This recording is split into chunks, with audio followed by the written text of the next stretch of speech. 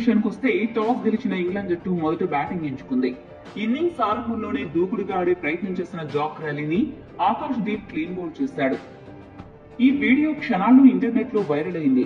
Wicket గాల్లో పల్టీలు కొడుతూ wicket keeper వరకు వెళ్లి పడింది. కానీ అది నో బాల్ కావడంతో ఆకాష్ దీప్ కు భంగపాటు తప్పలేదు. ఇక తర్వాత జాక్ ర్యాలీ, బెన్ డకెట్ ఇద్దరు ఆచితూచి ఆడారు. బెన్ డకెట్ వికెట్ కాపాడుకునే ప్రయత్నం చేయగా క్రాలీ మాత్రం దూకుడుగా ఆడాడు. ఇద్దరు కలిసి హాఫ్ సెంచరీ భాగస్వామ్యం పూర్తి చేస్తారో అనుకుంటున్న తరుణంలో ఆకాష్ దీప్ తన తడాఖా ఏంటో చూపించాడు. డకెట్ ను తెలివిగా బౌల్తా కొట్టించి కీపర్ ధ్రువ్ జురేల్ చేతికి చిక్కేలా చేశాడు.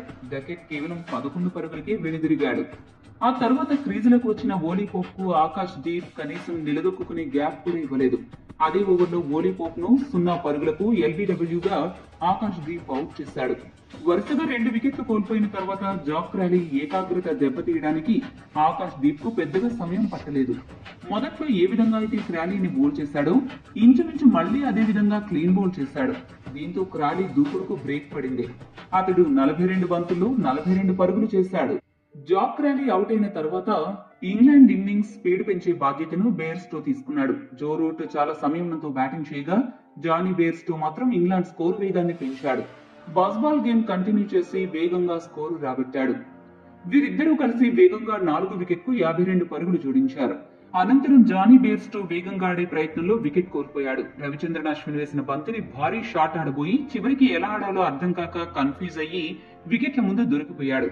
జానీ బేర్స్టో 35 బంతుల్లో 108 స్ట్రైక్ రేటుతో 38 పరుగులు చేశాడు. ఆ తర్వాత ఓవర్లోనే రవీంద్ర జడేజా కూడా రంగంలోకి దిగి బెన్ స్టోక్స్ ను కూడా వికెట్ల ముందు దొరకపుచ్చుకున్నాడు.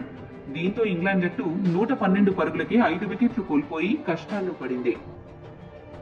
సరిగ్గా అప్పుడే అసలైన ఆటకు జో రూట్, బెన్ ఫోక్స్ తెరతీశారు. ఇద్దరూ కలిసి భారీ భాగస్వామ్యాన్ని నిర్మించేందుకు చక్కటి పునాది వేశారు. ఇంగ్లాండ్ ఇన్నింగ్స్ లో మొదటి సెంచరీ భాగస్వామ్యం నెలకొల్పారు. ముఖ్యంగా జో రూట్ సిసలైన టెస్ట్ ఇన్నింగ్స్ ఆడాడు.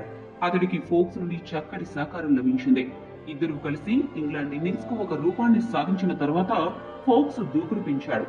ఒక పక్క జో రూట్ హాఫ్ సెంచరీ పూర్తి చేసుకుని సెంచరీ వైపు దూసుకుని వెళ్ళగా ఫోక్స్ కూడా హాఫ్ సెంచరీ చేసేలా కనిపించాడు. అయితే సరైన సమయంలో సిరాజ్ రంగ ప్రవేశం చేసి కీలక భాగస్వామ్యాన్ని విడదీశాడు.